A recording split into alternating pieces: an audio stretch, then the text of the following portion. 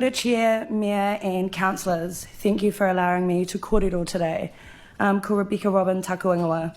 I'm a Christchurch East resident, a local musician and a community advocate. As you will have been aware, the stench coming from the Christchurch Wastewater treatment plant has now become impossible to ignore. It's moved through Bromley, Woolston, Linwood and now far beyond Christchurch East.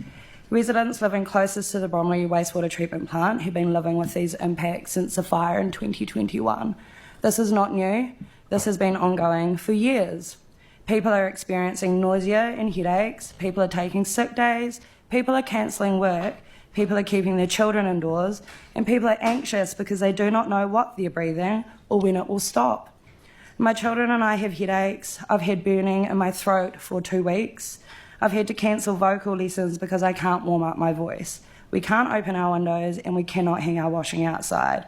This is not merely about odour and disruption. This is about health, livelihoods and dignity.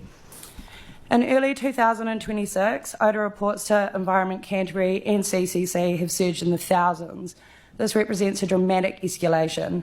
When residents say they're feeling unwell, the response I hear is that long-term health effects are unlikely. In council updates, the stench is described as unpleasant and disruptive, and residents are directed to wellbeing and mental health services. This is dismissive language. I studied communications at Auckland University of Technology. The way language shapes public understanding is critical, especially when government departments communicate with the public. This framing minimises environmental harm, shifts accountability away from the source and onto the people being affected. It reframes what should be a public health and environmental response as a matter of individual coping, and that erodes trust. Council's own health information states that exposure to hydrogen sulfide can cause nausea, headaches and eye and throat irritations, sleep disturbance and worsening asthma. Immediately after listing these effects, the same material states that long-term health effects are highly unlikely. The World Health Organization states that most hydrogen sulfide research is based on workplace exposure and that the long-term low-level community exposure data is limited, not because it is safe, but because it's dangerous and unethical to deliberately expose people. This is a lack of long-term data. It's not proof of safety. It's the result of ethical limits on research. Last night I attended the community meeting with residents from the affected areas. People spoke about burning throats, headaches, nausea and even vomiting blood. People spoke about being referred to mental health services for what are clearly physical symptoms linked to environmental exposure. This feels incredibly dismissive. People aren't asking for counselling, they're asking for the source of harm to be addressed.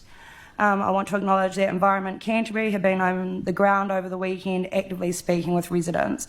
Thank you to ECAN for taking this seriously and for working to hold Christchurch City accountable. On the 1st of November, I watched a council meeting where Councillor Yanni Johansson spoke about these same impacts. That was 2 years and 3 months ago. Here we are still talking about the same issues. Thank you, Yanni, for your continued advocacy for Christchurch East. Even when it's been uncomfortable and unpopular, it has not gone unnoticed. My recommendations to Council are real community involvement, genuine engagement across all platforms, a joint health response so GP visits are covered, health monitoring and a voluntary community register. We cannot know the long-term effects until we study the long-term effects.